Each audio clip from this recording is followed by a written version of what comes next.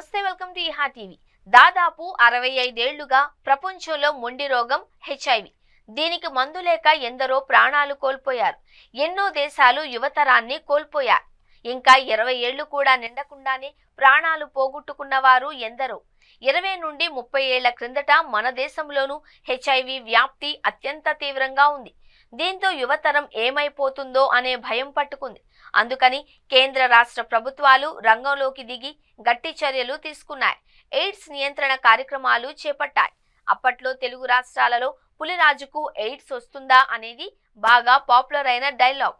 ఇక అంత మొండి రోగంతో ఇబ్బంది పడుతూ వ్యాధిని అదుపులో పెట్టే మందులు వాడుతున్న వారు ఇంకా ఎందరో. మరి దీనికి నివారణ ఔషధమే లేదా? ఎన్నో పరిశోధనలు, మరెన్నో పరిశీలనలు హెచ్ఐవి అంతు చూడలేకపోయాయి.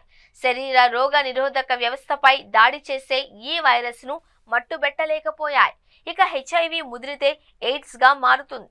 దీనికి చికిత్స లేదు. అయితే సరైన వైద్య సంరక్షణ, చికిత్సతో పురోగతిని నెమ్మదించేలా చేయొచ్చు లేదా ఆపొచ్చు. హెచ్ఐవి పాజిటివ్ వ్యక్తులు అన్ని జాగ్రత్తలతో దీర్ఘకాలం జీవించవచ్చు అని వైద్య నిపుణులు చెబుతున్నారు. 5.5 ఏళ్ల క్రిందట పుట్టిన కోవిడ్ వైరస్ కు ఏడాదిలోనే టీకాను తీసుకొచ్చారు శాస్త్రవేత్తలు. అసలు సాధ్యం కాదు అనుకున్న దీనిని చేసి చూపారు. కొన్ని విమర్శలు ఉన్న కోవిడ్ టీకాలు విజయవంతం అయ్యాయనే చెప్పాలి. మరి హెచ్ఐవికి మందు లేదా? ఎందుకు లేదు అంటున్నారు.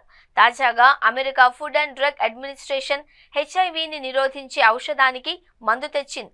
దీని పేరు లెనకాపివర్. ఎగ్జిక్యూటివ్ పేరిట దీనిని మార్కెటింగ్ చేయనుంది ఫార్మా దిగ్గజం గిలీడ్ సైన్సెస్. ఏడాదికి 2 సార్లు ఈ ఇంజెక్షన్ వేసుకుంటే హెచ్ఐవిని నిరోధించవచ్చు అని చెబుతున్నారు. క్లినికల్ ట్రయల్స్ అనంతరం FDA దీనిని అనుమతించింది. ట్రయల్స్ లో 99.9% మంది హెచ్ఐవి నెగిటివ్ రావడం గమనార్హం. హెచ్ఐవి నియంత్రణ ప్రయత్నాలలో దీనిని ఒక ముఖ్యమైన ముందడుగా చెబుతున్నారు. అంతేకాదు ఈ ఔషధాన్ని ప్రపంచ ఆరోగ్య సంస్థ స్వాగతించడం విశేషం.